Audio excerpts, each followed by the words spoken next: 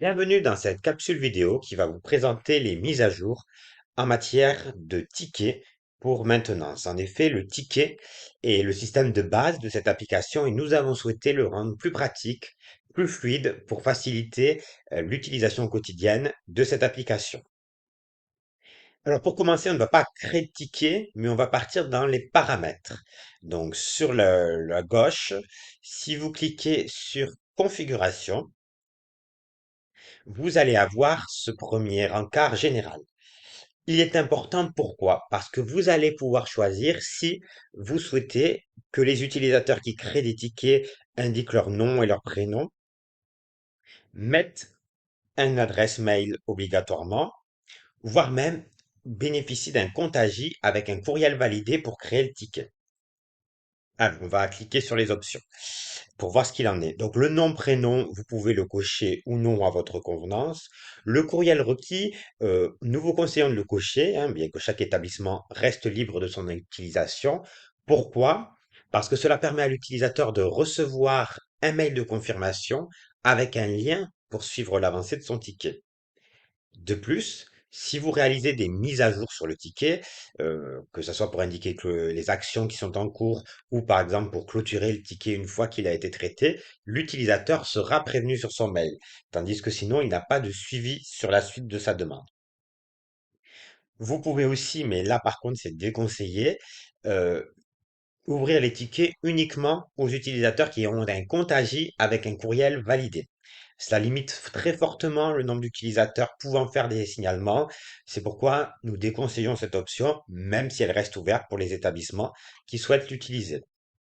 Donc, en l'occurrence, pour nous, nous allons choisir d'avoir le nom et le prénom obligatoire, ainsi qu'un courriel pour la création du ticket.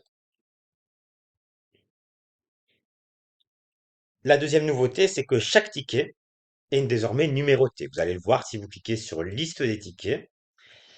Vous retrouvez une numérotation ici qui se présente sous la forme de l'année, d'un tiret et du numéro de ticket pour l'année. Vous voyez, bon, il s'agit d'une version test, donc pour le moment, il n'y a que 10 tickets qui ont été faits, mais les chiffres seront généralement beaucoup plus grands dans votre utilisation en conditions réelles. Donc ça permet de pouvoir parler d'un ticket, non pas avec son titre, qui peut être parfois un peu compliqué, mais avec un numéro unique, et donc de bien pouvoir identifier chaque ticket. D'ailleurs, en parlant du titre, nous avons rendu possible la modification de ceci. En effet, il peut arriver d'avoir des titres qui ne sont pas forcément très explicites. Vous voyez par exemple ici, problème de menuiserie. Je clique dessus. Je clique ici sur cette petite icône.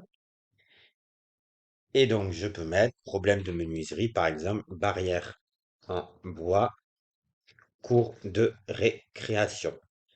Cela permet, voilà, de rendre les titres des tickets modifiables a posteriori et souvent plus explicites. Je sauvegarde et je reviens dans la liste des tickets. Une autre nouveauté que nous avons souhaité mettre en place pour le système des tickets, c'est que quand il y a beaucoup de tickets, le ticket qui s'affiche en haut, c'est celui qui a été modifié en dernier.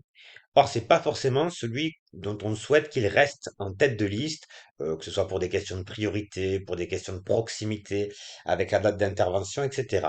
C'est pour ça que nous avons mis en place une possibilité d'épingler les tickets. Par exemple, si je me rends sur le ticket vidéoprojecteur installé, dont je souhaite qu'il soit traité en priorité, qu'il reste en haut de la liste, je clique sur ces trois points, pardon, je clique sur épingler et le ticket restera toujours en haut de la liste, quelles que soient les modifications que je peux faire sur les autres tickets. C'est très pratique quand vous avez plusieurs dizaines de tickets sur plusieurs pages. Cela permet vraiment d'avoir des tickets qui restent en tête de liste suivant vos priorités. Un autre ajout qui a été mis en place pour les tickets, c'est l'ajout d'un champ lié à une notion temporelle. Donc, par exemple, je vais sur mon ticket de problème de lumière et je peux, voilà, ici définir une date d'intervention souhaitée. Donc, je clique dessus. J'ai plusieurs possibilités. Je peux définir une date d'intervention pour un jour précis. Le temps, par exemple, le 22 avril 2025. Je peux définir une date d'intervention avant le. Donc, avant le 22 avril 2025, par exemple, ou après le, c'est-à-dire à partir du 22 avril 2025.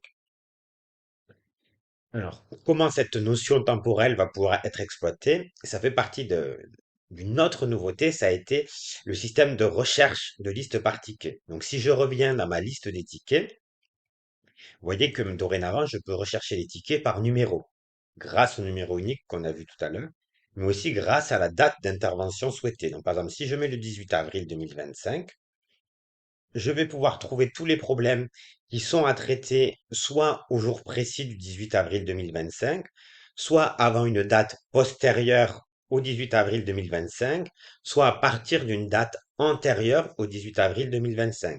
En l'occurrence, pour mon problème de lumière, on a dit qu'il souhaitait qu'il soit traité avant le 22 avril 2025. C'est donc pour ça qu'il apparaît dans les tâches à réaliser à ce jour au 18 avril 2025. Ça permet donc voilà, d'ajouter une notion temporelle et de mieux appréhender la planification des tickets et des tâches à réaliser par les agents. Et enfin, dernière nouveauté qui est un petit peu invisible et pour laquelle je ne pourrais pas faire de démonstration, mais qui nous tenait à cœur, c'est celle de l'actualisation du fuseau horaire. En effet, les tickets étaient uniquement jusqu'à présent sur le fuseau horaire de Paris. Dorénavant, il est sur votre fuseau horaire local. Donc ça permet aux collègues ultramarins ou aux collègues dans les établissements français à l'étranger de pouvoir bénéficier d'un horodatage correspond vraiment à l'heure qui est celle de leur fuseau horaire. Merci pour le suivi de cette capsule et n'hésitez pas à retrouver toutes nos ressources sur Agiresources.